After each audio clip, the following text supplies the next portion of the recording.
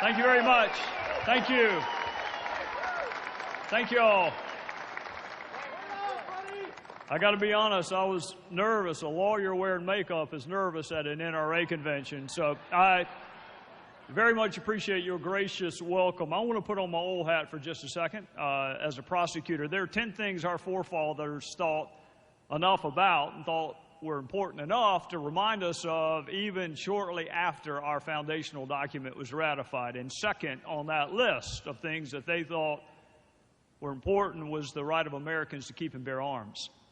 And they thought it was important then, and it's important now for at least 3 different reasons. Number one, the right to defend oneself or defend one's family or defend others who frankly are in need of self-defense is not a right that government gave you.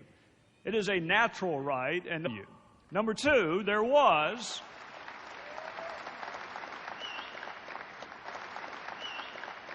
and there is a need for the citizenry to be trained to handle weaponry. Number 3, our government is based on consent. The people consented to be governed in exchange for certain representations that were made to us. It is sort of akin to a social contract. And consent, both in theory and in actuality, can be withdrawn. Like with so many other conservative concepts, that 3-part tripartite analysis of the Second Amendment came from a guy named Scalia in the landmark Second Amendment case, D.C. versus Heller. And I don't know what your politics are, and frankly, your politics are none of my business. I can just tell you from my side, I'm a Republican. From my side, we have lost 5 out of the last 6 popular votes for president.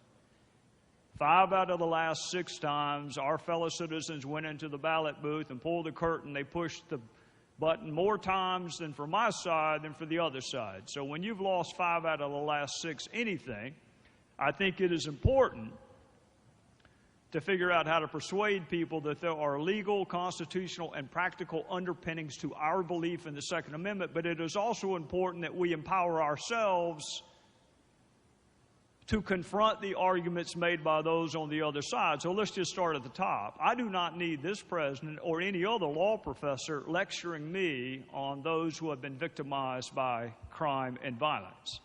I saw it. I lived it. I experienced it. So when this president and others were working on their innocence projects, I was working on some guilty projects. And in every one of those cases, I had family members with me, along with law enforcement, who had been victimized by gun violence. So I don't need this president talking to me about having compassion for those who have been victimized. With freedom comes a corresponding responsibility.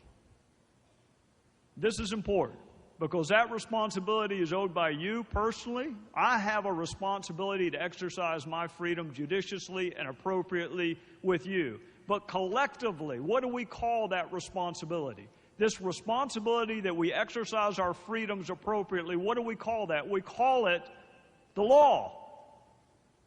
Think about it. That's what the law is. We have codified that responsibility that we feel towards one another. So here, I want to ask you, how is this administration doing in the enforcement of current laws? You already know this. It's against the law currently for convicted felons to possess firearms or ammunition. So rather than register them to vote, why doesn't this administration actually prosecute those cases? Lying in the application for the purchase of a firearm, already against the law.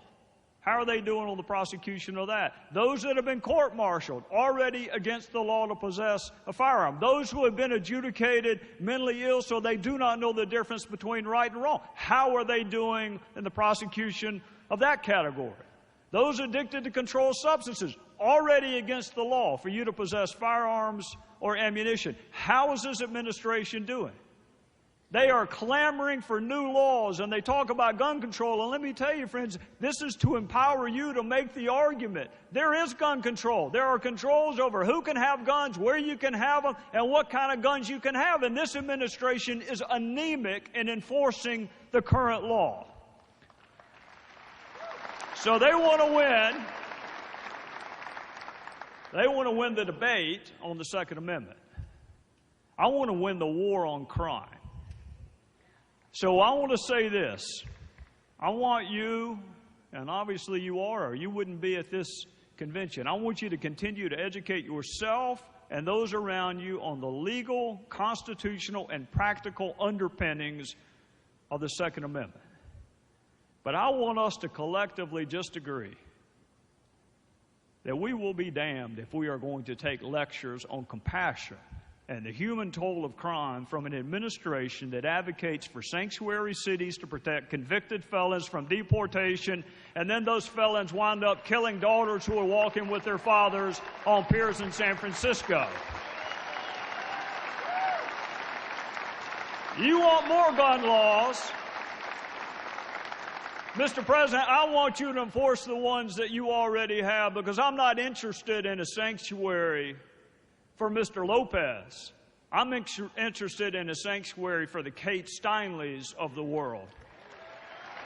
Thank you, and God bless you. God bless America.